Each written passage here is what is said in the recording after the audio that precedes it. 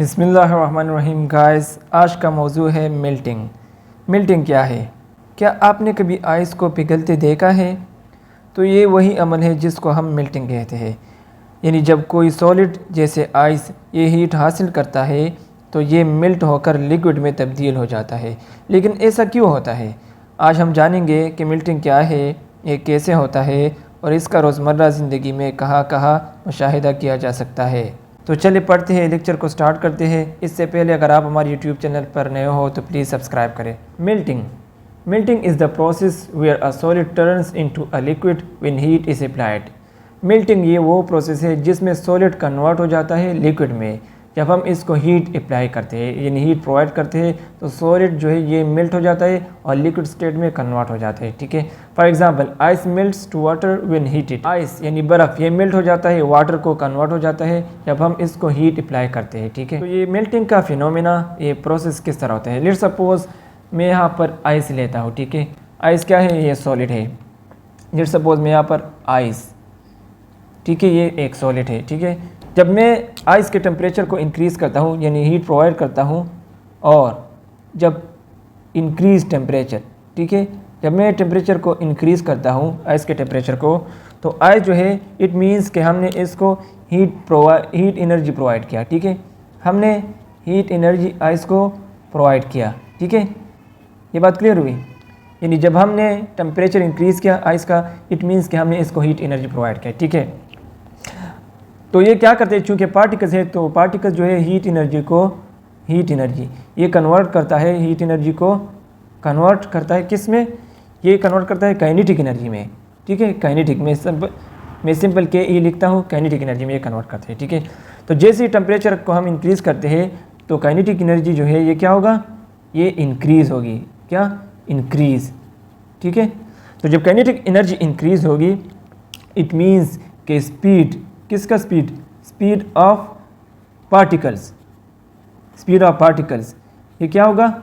ये भी इंक्रीज़ होगा। ठीक है, ये भी इंक्रीज़ होगा क्योंकि ये एक दूसरे के साथ, इन दोनों का एक डायरेक्ट रिलेशन है। जब काइनेटिक एनर्जी इंक्रीज़ होगा तो स्पीड ऑफ पार्टिकल्स ये इंक्रीज़ होगा। ठीक है, तो जब स्पीड ऑफ पार्टिकल्स इंक्रीज़ होगा इट मीन्स के inter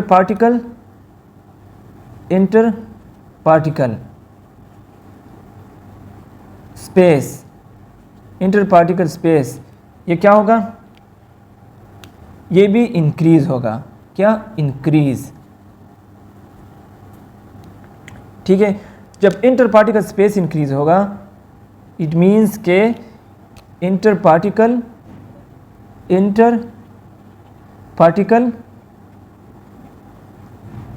force of attraction, interparticle force of attraction ये क्या होगा? ये डिक्रीज़ होगा। क्या होगा? डिक्रीज़। तो इसी वजह से सॉलिड जो है ये मेल्ट हो जाता है और कन्वर्ट हो जाता है लिक्विड स्टेट में। ठीक है, यहाँ पर मैं एक डायग्राम ड्रा करता हूँ और ये फिनोमेना इस डायग्राम पर अप्लाई करता हूँ ताकि आप लोगों का मुकम्मल कंसेप्ट क्लियर हो जाए। ठीक है, लेट्स सपोज हमारे पास एक सॉलिड है।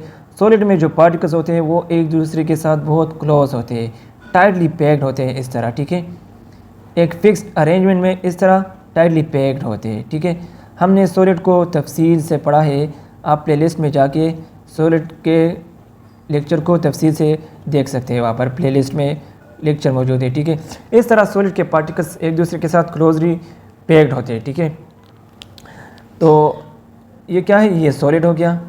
ठीक है, ये सॉलिड है। ओके, ये बात क्लियर हुई?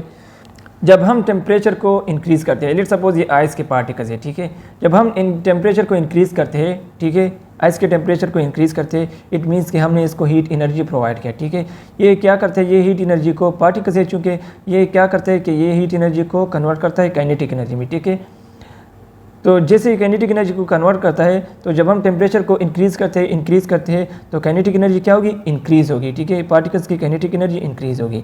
तो जब पार्टिकल्स की काइनेटिक एनर्जी इंक्रीज़ होगी इट मीन्स कि स्पीड ऑफ पार्टिकल्स ये इंक्रीज़ होगा, वाइब्रेशन स्टार्ट करना शुरू कर देगा, तेज़ी से स्पीड तेज़ होगा। ठीक है, इंक्रीज़ होगा। तो जब स्पीड इंक्रीज़ होगा इट मीन्स, यहाँ पर हम पढ़ेंगे, इट मीन्स कि जब स्पीड इंक्रीज़ होगा, ठीक है, इट मीन्स के इसमें इंटर पार्टिकल स्पेस ये क्या होगा, इंक्रीज़ होगा। ठीक है, इस तरह मॉलिक्यूल्स के बीच में जो स्पेस है वो इंक्रीज़ हो जाएगा। ठीक है, इस तरह ये बात क्लियर हुई। ठीक है, इस तरह ये स्पेस इंक्रीज़ हो जाएगा। यहाँ पर स्पेस कम था और यहाँ पर स्पेस इंक्रीज़ हुआ। ठीक है, तो जब स्पेस इंक्रीज़ हुआ, ठीक है, तो इसके बीच में जो फोर्स ऑफ अट्रैक्शन है, inter particle force of attraction, ये क्या होगा, ये डिक्रीज़ होगा। ठीक है, डिक्रीज़ हुआ ना, यहाँ पर स्पेस कम है तो फोर्स ऑफ अट्रैक्शन ज़्यादा है, इंक्रीज़ है। यहाँ पर स्पेस ज़्यादा है तो inter particle force of attraction ये डिक्रीज़ है, कम है, क्योंकि स्पेस ज़्यादा है इसलिए फोर्स ऑफ अट्रैक्शन कम है।